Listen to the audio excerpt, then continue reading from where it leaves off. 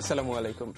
এমদাদুল হক সাগর আমন্ত্রণ জানাচ্ছি এনটিভির সকালের খবরে। শিরোনাম শুনছিলেন, এবার নিয়ে যাচ্ছি পুরো খবরে। ২১ আগস্ট সহ দেশের সব হত্যার বিচার হবে বলে ঘোষণা দিয়েছেন প্রধানমন্ত্রী শেখ হাসিনা। বলেছেন, এতে মহারথীরা জড়িত থাকলে তাদেরও শাস্তি পেতে হবে। শুক্রবার বিকেলে ২১ আগস্ট উপলক্ষে আওয়ামী লীগের আলোচনা সভায় তিনি একথা বলেন। দলের নেতাকর্মীদের সতর্ক করে দিয়ে তিনি বলেন, যারা জঙ্গিবাদ আর সন্ত্রাস লালন পালন করে তারা এখনো সক্রিয়। রিপোর্ট করছেন আহমেদ পিপুল। ভয়াল আর নৃশংস সেই ঘটনাকে স্মরণ করে প্রধানমন্ত্রী শুক্রবার বিকেলে ছুটে যান বঙ্গবন্ধু এভিনিউয়ের আওয়ামী লীগ কেন্দ্রীয় কার্যালয়ে। নিহতদের প্রতি শ্রদ্ধা জানিয়ে পুষ্পমাল্য অর্পণ করেন তিনি। পরে শ্রদ্ধা জানান দলীয় নেতাকর্মীদের সাথে নিয়েও। নিহতদের আত্মার মাগফিরাত কামনায় দোয়া শেষে সমবেদনা জানান যারা গ্রেনেড হামলার ক্ষত আজও বয়ে বেড়াচ্ছেন।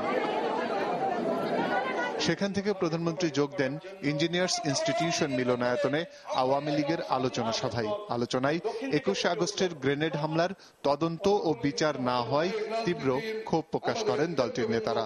এ সময় তারা অভিযোগ করেন, বিগত ৪ দলীয় জোট সরকার সে সময় মামলার আলামত সংগ্রহ না করে বরং ধ্বংস করেছে। আর এ ঘটনায় বিদেশি কোনো রাষ্ট্রের ইন্ধন ছিল বলে মনে করেন শেখ ফজলুল করিম সেলিম। একই সাথে তিনি বঙ্গবন্ধু হত্যাকাণ্ডে তখনকার সেনাপ্রধান অবসরপ্রাপ্ত মেজর জেনারেল কে এম শফিউল্লাহর নীরবতার তদন্ত দাবি করেন। আপনার তো ওই সময় ট্রুপস ব্যাগ হয়ে যাওয়া উচিত ছিল, কেন যান নাই?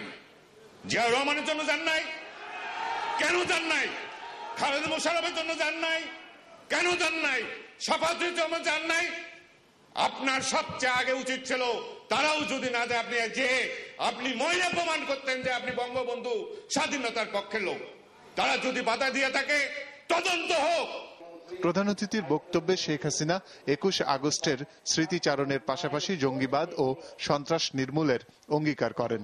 যে যারা এই সন্ত্রাসবাদ জঙ্গিবাদ সৃষ্টি করেছে, লালন পালন করেছে, তারা এখনো সক্রিয় এবং বাংলাদেশ থেকে চিরতরে এই সন্ত্রাস সংঘাত জঙ্গিবাদ নির্মূল করে শান্তি প্রতিষ্ঠা করতে হবে, দুঃখী মানুষের মুখে হাসি ফুটাতে হবে।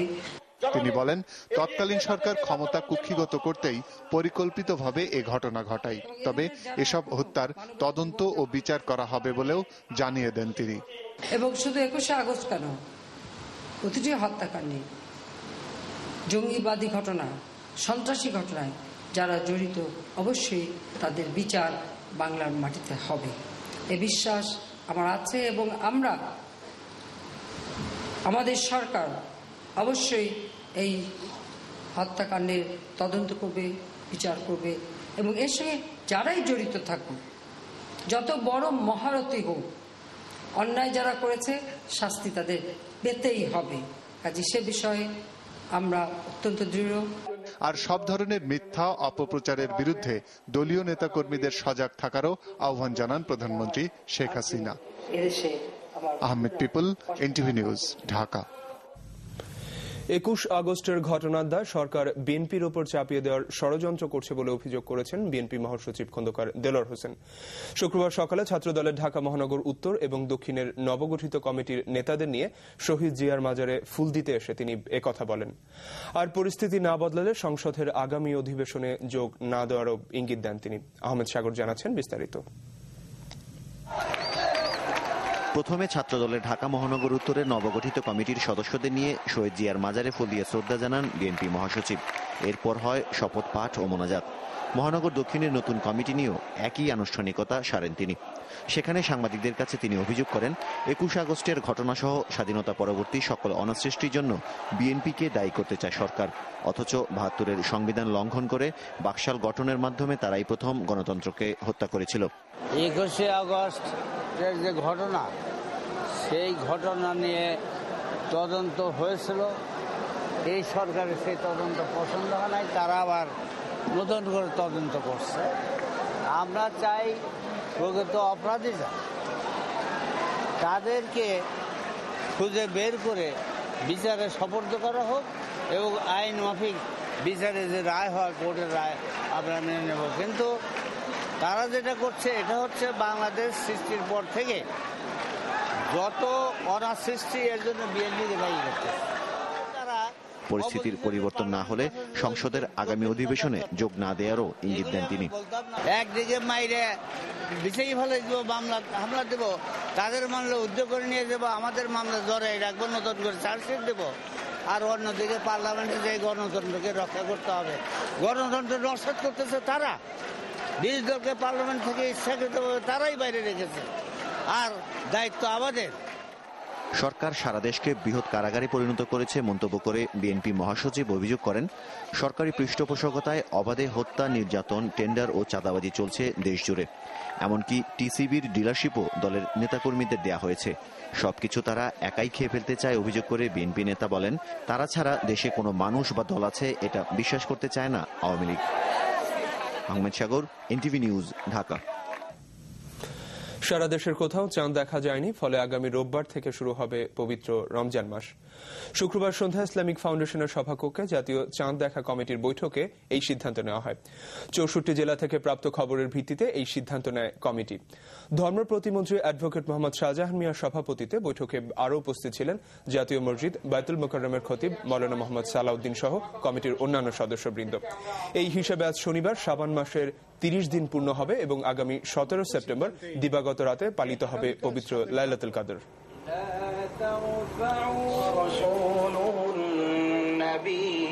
যেহেতু আজকে কোথাও চাঁদ দেখা যায় না, সেই জন্য আগামী পরশুদিন রোববার আমরা রোজা রাখার সিদ্ধান্ত এমনিই হয়, এইটাই আমাদের সিদ্ধান্ত এবং আমরা সবাই এই ব্যাপারে একমত। আগামী রবিবার দিন আমরা হিসাবে আমরা রোজা রাখবো।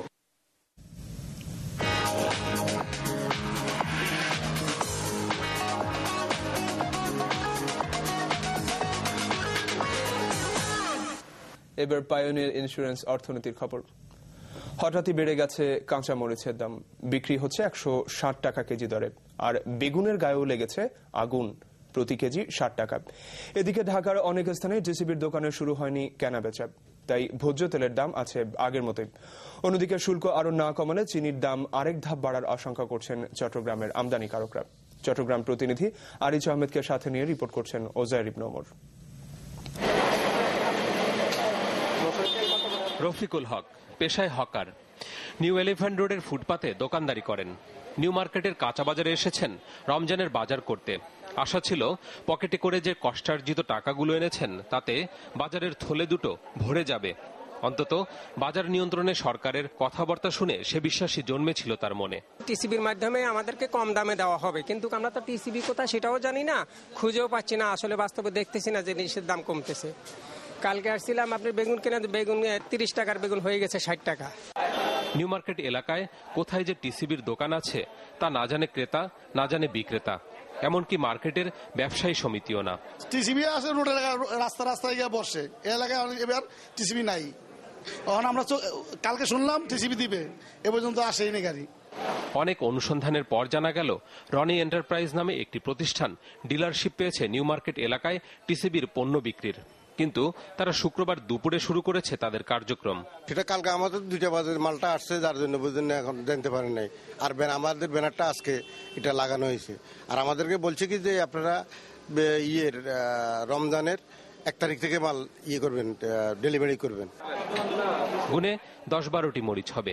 50 গ্রামের এই মরিচ তিনি কিনলেন 8 টাকা দিয়ে, অর্থাৎ প্রতিটি কাঁচা মরিচের দাম প্রায় 1 টাকা, কেজি 160 টাকা। ফলে ঝালে ঝোলে খাওয়া বাঙালির রমজানের শুরুটা হচ্ছে অনেকটা ঝালহীন অবস্থায়। কয়েকদিন আগে মরিচের দাম ছিল 60 টাকা কেজি, এখন 160 টাকা কেজি মরিচ, তাই এই জন্য আমি কম কিনছি। কিন্তু সিটি কর্পোরেশনের মূল্য তালিকায় কাঁচা মরিচের দাম লেখা রয়েছে 90 থেকে 100 টাকা কেজি। ডিমের ঘরে কোনো দাম লেখা নেই, আর লিখেই বাকি লাভ, কোনো কিছুর দামই তো এই মূল্য তালিকা অনুযায়ী হচ্ছে না। মাঝে কম ছিল, এখন আজকে 3 দিন ধরে ডিমের দামটা বাড়ছে।